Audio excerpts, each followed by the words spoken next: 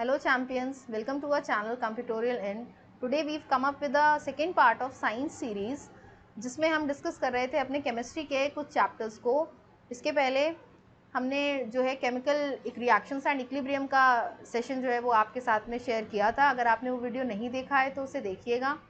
और आज का जो हमारा टॉपिक है वो रहेगा एसिड बेसिस एंड सॉल्ट्स। इसके एमसीक्यूज आपके लिए बहुत इंपॉर्टेंट रहने वाले हैं। Our first question is, what happens when a solution of an acid is mixed with a solution of a base in a test tube? जब आप एक solution of acid को solution of base से mix करते हैं तो क्या होता है, ये आपका क्वेश्चन आपसे पूछ रहा है। तो जब कभी भी हम एक एसिडिक solution और बेसिक solution को मिक्स करते हैं तो हमारे पास में दो चीज़ें होती हैं। एक तो हमारा सॉल्ट फॉर्मेशन होता है और इसके साथ ही में जो है वो एनर्जी रिलीज़ होती है। तो एनर्जी रिलीज़ होने की वजह से जो है वो टेम्परेचर जो है वो आपका इंक्रीज़ हो जाता है। तो यहाँ पे हम ऑप्शन की तरफ देखेंगे, temperature of a solution decreases, नहीं। Temperature of a solution increases, हाँ ये तो करेक्ट है। Temperature of the solution remains the same, नहीं ये भी गलत हो गया। सॉल्ट फॉर्मेशन टेक्स प्लेस, ये बात भी बिल्कुल सही है। तो इस अकॉर्डिंग आपका जो आंसर हो जाएगा, कौन से पॉइंट सही है, सेकेंड पॉइंट और फोर्थ पॉइंट सही है। तो यहाँ पे आप देख लीजिए, यहाँ पे ऑप्शन नंबर डी में हमें दे रखा है second and fourth points are true. तो आपका आंसर हो जाएगा option number D, solution temperature of the solution increases and salt formation takes place. So your answer is option number D. Our next question is, in terms of acidic strength, which one of the following is the correct increasing order? इनमें से कौन सा जो order है वो correct है strength के according? तो आप यहाँ पे जानते हैं, हमें दे रखे हैं यहाँ पे वाटर, एसिटिक एसिड और हाइड्रोक्लोरिक एसिड की बात की गई है। तो वाटर के लिए तुम जानते हैं ये तो न्यूट्रल होता है, इसका pH 7 होता है। एसिटिक एसिड की बात कर लेते हैं तो ये तो आपके पास में वीक एसिड होता है। वीक एसिड जो होता है वो हमारा होता है एसिटिक एसिड, वीक एसिड होता है। और हाइड्रोक्लोरिक एसिड जो होता है वो आपका स्ट्रॉन्ग एसिड होता है। तो यहाँ पे अगर हम इंक्रीजिंग ऑर्डर की बात करेंगे तो सबसे पहले हमारे पास में न्यूट्रल रहेगा हमारा वाटर, इसके बाद में हमारे पास में रहेगा एसिटिक एसिड और उसके बाद में हमारे पास में रहेगा HCl। तो यहाँ पे आपका करेक्ट ऑर्डर कौन सा हो जाएगा? Option number A, water then acetic acid and then HCl या hydrochloric acid. तो your answer is option number A. Our next question is, what is formed when zinc reacts with sodium hydroxide? तो जब आपकी zinc जो है वो sodium hydroxide के साथ में रिएक्ट करती है तो क्या बनता है? तो यहाँ पे इक्वेशन से हम समझते हैं, ये जिंक है और ये आपका सोडियम हाइड्रोक्साइड NaOH के साथ में जब रिएक्ट करेगा तो क्या होगा? यहाँ पे आपका कंपाउंड बनेगा Na2ZnO2 जिसको हम सोडियम जिंकेट के नाम से जानते हैं और हाइड्रोजन गैस जो है वो रिलीज हो जाएगी। तो यहाँ पे आपके जो फॉर्मेशन होगा वो किसका होगा? Sodium zincate and hydrogen gas is form. तो आपका आंसर हो जाएगा option number B. Okay, the next question is, tomato is a natural source of which acid? जो आपके टमेटोज होते हैं वो किस एसिड का नेचुरल सोर्स होते हैं? तो बात करते हैं यहाँ पे एसिटिक एसिड की, नहीं। साइट्रिक एसिड की, नहीं, ये तो ऑरेंजेस वगैरह में होता है। टार्टरिक एसिड की, नहीं, ये भी गलत है। ऑक्सालिक एसिड, जो आपके टमेटोज होते हैं उनमें कौन सा एसिड पाया जाता है? उनमें ऑक्सालिक एसिड जो है वो हमें मिलता है। तो इस क्वेश्चन का आंसर हो जाएगा option number D, oxalic acid. Okay, the next question is, brine is an? हम सभी जानते हैं ब्राइन जो होता है वो NaCl, सोडियम क्लोराइड और वाटर का कॉम्बिनेशन होता है। तो जो भी आपका aqueous solution of sodium chloride, इसे हम ब्राइन कहते हैं। तो आपके आंसर में चेक करते हैं, यहाँ पे सोडियम हाइड्रोक्साइड का हो गया, ये तो गलत हो गया। सोडियम कार्बोनेट, ये भी गलत हो गया। ये हो मिल गया हमें सोडियम क्लोराइड। तो your answer is option number C, aqueous solution of sodium chloride is known as brine. Okay, this is option number C is the correct answer. The next question is, how many water molecules does hydrated calcium sulfate contain? जो आपका hydrated calcium sulphate होता है या हम कह लें gypsum होता है, उसमें कितने वाटर मॉलिक्यूल्स होते हैं? तो यहाँ पे आप देख लीजिए, यहाँ पे कैल्शियम सल्फेट डॉट 2H2O जो है वो हाइड्रेटेड कैल्शियम सल्फेट का फॉर्मूला होता है या जिप्सम का फॉर्मूला होता है। तो यहाँ पे आप देख रहे हैं वाटर के कितने मॉलिक्यूल्स हैं? 2 वाटर मॉलिक्यूल्स यहाँ पे हैं। तो इस क्वेश्चन का आंसर हो जाएगा ऑप्शन नंबर डी। अगर आपसे सिर्फ पूछता कि कैल्शियम सल्फेट में कितने वाटर लेवल हैं, तो ये आपका कैल्शियम सल्फेट सिर्फ CaSO4 होता है, तो यहाँ पे कोई भी वाटर मॉलिक्यूल नहीं है। पर आपसे जिप्सम अगर पूछते या हाइड्रेटेड कैल्शियम सल्फेट पूछते तो आप बताएंगे कि यहाँ पे 2 वाटर मॉलिक्यूल्स हमारे साथ में होते हैं। Okay, then answer is option number D, 2 molecules of water are there in hydrated calcium sulfate. And moving on to our next question, sodium carbonate. Sodium carbonate is a basic salt because it is the salt of, sodium carbonate जो है वो basic salt होता है, किस लिए? क्योंकि ये किसका सॉल्ट होता है? तो हम बात करते हैं Na2CO3 की। तो जब आप स्ट्रॉन्ग बेस NaOH, ये हमारा स्ट्रॉन्ग बेस होता है, इसको वीक एसिड H2CO3 के साथ में कंबाइन करते हैं तो ये आपको क्या बना के देता है? ये आपको Na2CO3 बना करके देता है। तो इसलिए जो Na2CO3 है वो एक बेसिक सॉल्ट है, किस लिए? क्योंकि ये कॉम्बिनेशन होता है strong base and a weak acid. तो यहाँ पे आप देख लीजिए आपका स्ट्रॉन्ग बेस और वीक एसिड कहाँ पर है? ऑप्शन नंबर डी में। तो your correct answer is option number D. The next question is alkalis are. तो जो आपके एल्केलाइज होते हैं वो क्या होते हैं? एल्केलाइज जो हैं वो बेसिस होते हैं जो कि वाटर सॉल्युबल होते हैं। तो your answer is bases which are soluble in water. The answer is option number D. Okay, the next question is which of the following statements correct about an aqueous solution of an acid and of a base. तो ये आपसे कह रहे हैं कि इनमें से कौन सा पॉइंट जो है वो एसिड और बेस के एक्वस सॉल्यूशन के लिए करेक्ट बोला जाएगा। तो जब कभी भी आपके एसिड और बेस का एक्वस सॉल्यूशन मिलता है तो आप यहाँ पे जानते हैं कि एसिड जो होते हैं वो हमारे 7 से नीचे जब pH होता है तो यहाँ पे हमें एसिड्स मिलते हैं, और जब हमारा pH जो है वो 7 के ऊपर जाता है तो हमें बेसेस यहाँ पर मिलते हैं। तो अगर इसका एक्वस सॉल्यूशन होगा तो क्या होगा? आपका pH लोअर हो जाएगा और बेस जो है वो वीक हो जाएगा, यानी कि एसिडिटी बढ़ जाएगी तो बेस जो है वो आपका वीक हो जाएगा। और इसके अलावा क्या हो सकता है कि आपका जो है वो अगर pH बढ़ जाएगा तो एसिडिटी जो है, मतलब जो एसिडिक नेचर है वो आपका कम हो जाएगा।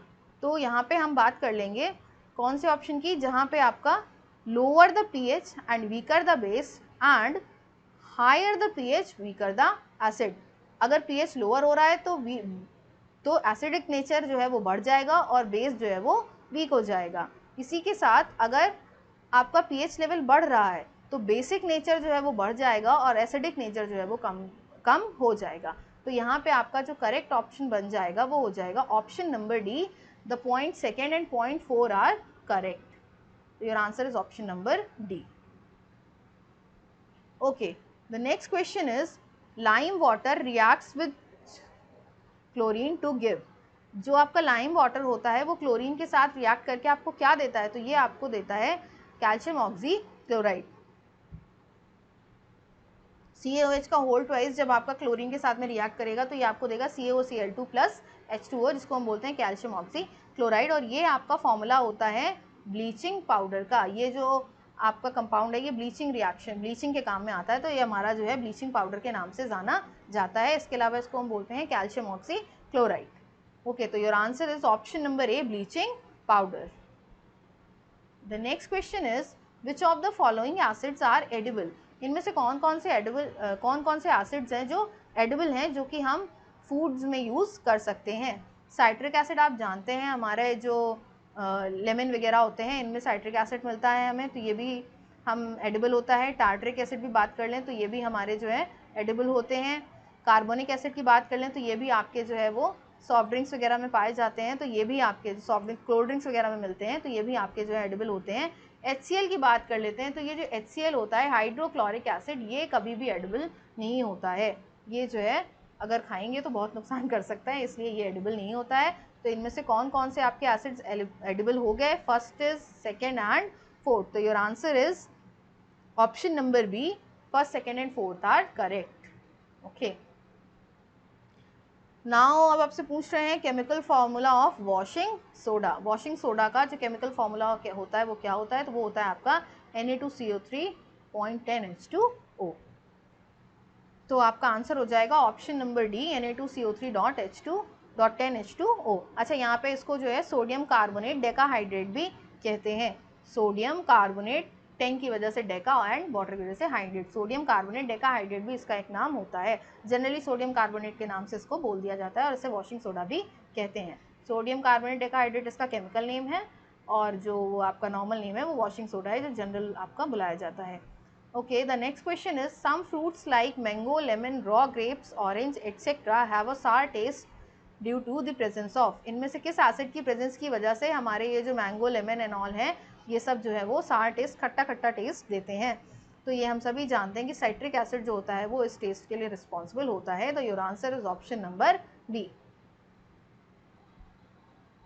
अच्छा, इसमें ये सभी आप ये जो हमें ऑप्शंस दे रखे हैं इनकी बात कर लेते हैं। तो किस किस फूड आइटम में हमें कौन से एसिड मिलते हैं? तो ऑक्सालिक एसिड अभी हमने पढ़ा था कि ये आपको टमेटोज़ में मिलता है। लैक्टिक एसिड की बात कर लें तो जो आपके कर्ड एंड मिल्क वगैरह होते हैं उनमें लैक्टिक एसिड होता है। और एसिटिक एसिड की बात कर लेते हैं तो ये हमें किस में मिलता है? तो एसिटिक एसिड जो है वो आपका विनेगर में हमें मिलता है। ओके, तो your answer is option number B. And the next question is in the following reaction identify the salt form. तो ये आपको केमिकल रिएक्शन दे रखी है। अमोनियम हाइड्रोक्साइड NH4OH और H2SO4 जो है वो मिल करके आपका वाटर रिलीज कर रहे हैं, और दूसरा जो यहाँ पे प्रोडक्ट बनेगा वो क्या बनेगा? तो यहाँ पे अगर हम इस रिएक्शन को देखें तो ये आपकी NH4+ और OH- आयन में टूटेगी, और जो H2SO4 है वो आपका H+ एंड SO4- में टूटेगा। तो ये क्या बनाएंगे? NH4 और SO4 मिलकर के आपका बना देंगे NH4 का whole twice SO4 ammonium sulphate, और जो H+ एंड OH- आयन है ये आपका मिलकर के वाटर जो है वो बना देंगे। तो इस हिसाब से वाटर तो आपको यहाँ पे दे दिया गया है, तो दूसरा प्रोडक्ट हमारा क्या हो जाएगा? NH4 का होल ट्वाइस SO4। तो your answer is option number B, NH4 का whole twice SO4। Okay, the next question is which among the following represents the chemical formula for plaster of Paris? तो इनमें से कौन सा जो chemical formula है वो आपका प्लास्टर ऑफ पेरिस को डिनोट कर रहा है? तो प्लास्टर ऑफ पेरिस को हम जानते हैं कि इसको कैल्शियम सल्फेट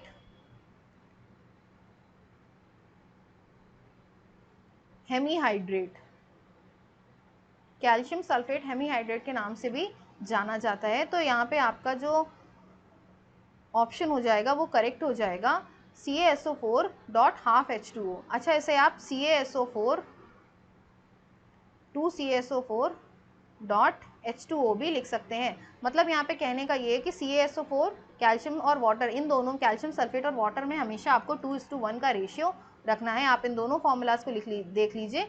CaSO4.12H2O ये भी कैल्शियम सल्फेट हेमीहाइड्रेट या प्लास्टर ऑफ पेरिस का फॉर्मूला है, और इसी के साथ में 2CaSO4.H2O भी आपका प्लास्टर ऑफ पेरिस का ही फॉर्मूला है।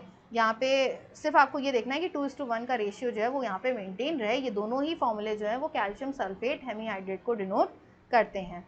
ओके, तो यहाँ पे करेक्ट आंसर आपका हो जाएगा ऑप्शन नंबर सी, CaSO4.12H2O।